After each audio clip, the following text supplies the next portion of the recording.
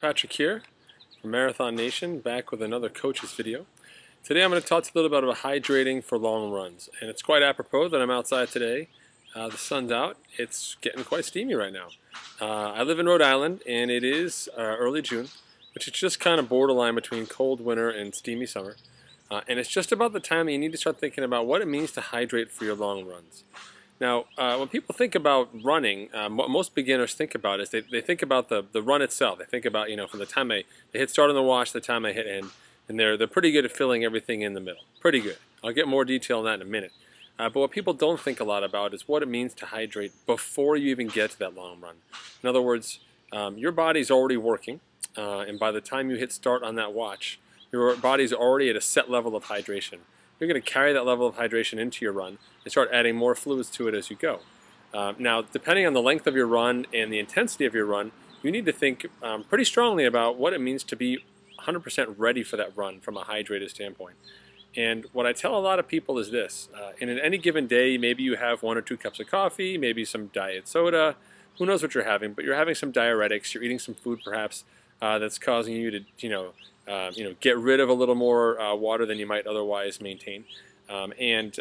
You really need to kind of reverse that trend before you go into a long run. In other words, the longer that long run is for you, the more time beforehand you need to spend thinking about that run.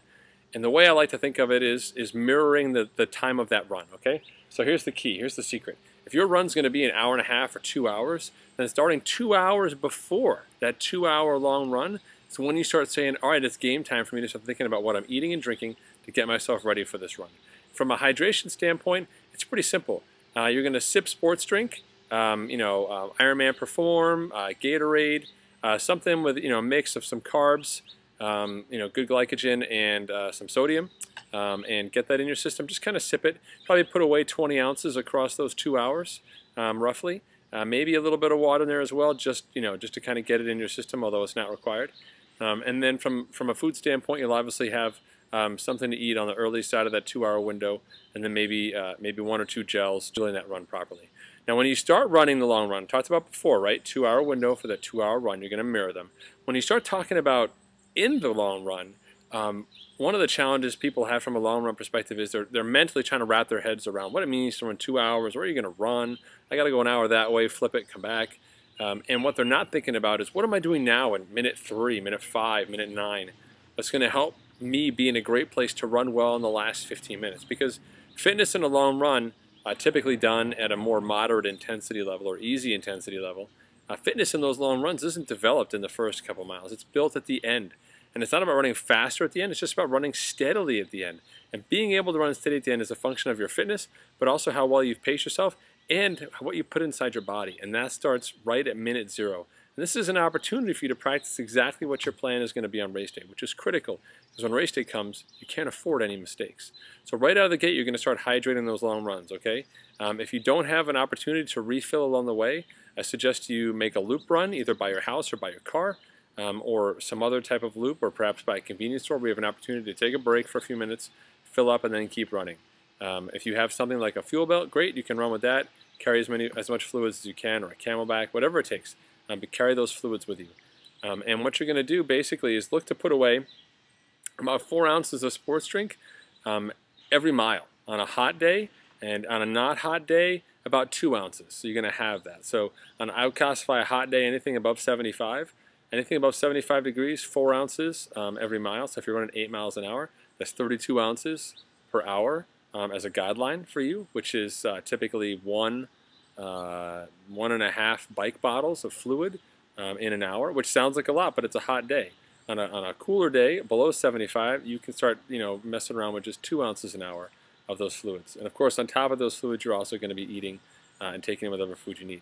I generally recommend that you stick just with sports drink on the runs. You don't need to mix and match pretty much, as long as you're taking in a pretty straightforward formula that's not concentrated, like something like Gatorade or something like Ironman Perform, whatever it may be. It's very straightforward. You're not going to fill your gut up. You're not going to cause any problems in there. Again, we're looking for that steady flow of glycogen, the carbs coming in, a good mix with the sodium to help the fluids get out of your gut into your system, help continue that nice sweat rate that you have. Now, for those of you who are extreme sweaters or perform very poorly in the heat, due to your size or your fitness level or perhaps where you live, it's definitely worth it for you to consider conducting a sweat test. Now, that's a topic for a whole nother time. But if the original guidance that I've given you here so far does not prove to help, then you're going to want to go ahead and say, all right, I need to step back, put myself through a sweat test, and really define what happens to my body when I do run at this X intensity level in regular conditions or conditions similar to your race.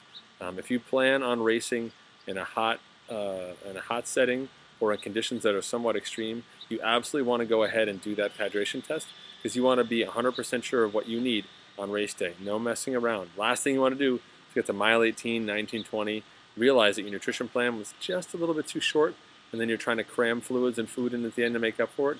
At that stage of the game, it's pretty much too late for you because you missed that opportunity. So all these long runs you're doing right now in your training, the long runs that I will start doing now here in June, July, and August, as I put my eye towards later season races, including Kona, will be done in the heat.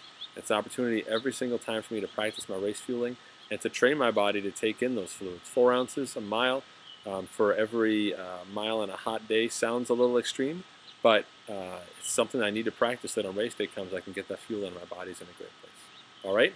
Thanks so much, folks. I welcome your feedback, your input, other suggestions in the comments below, or on the RSS feed anywhere, or Facebook on Marathon Nation, which is facebook.com/Marathon Nation, or over on Twitter at twitter.com/Marathon Nation. Thanks, folks. Take care and stay hydrated. See you guys.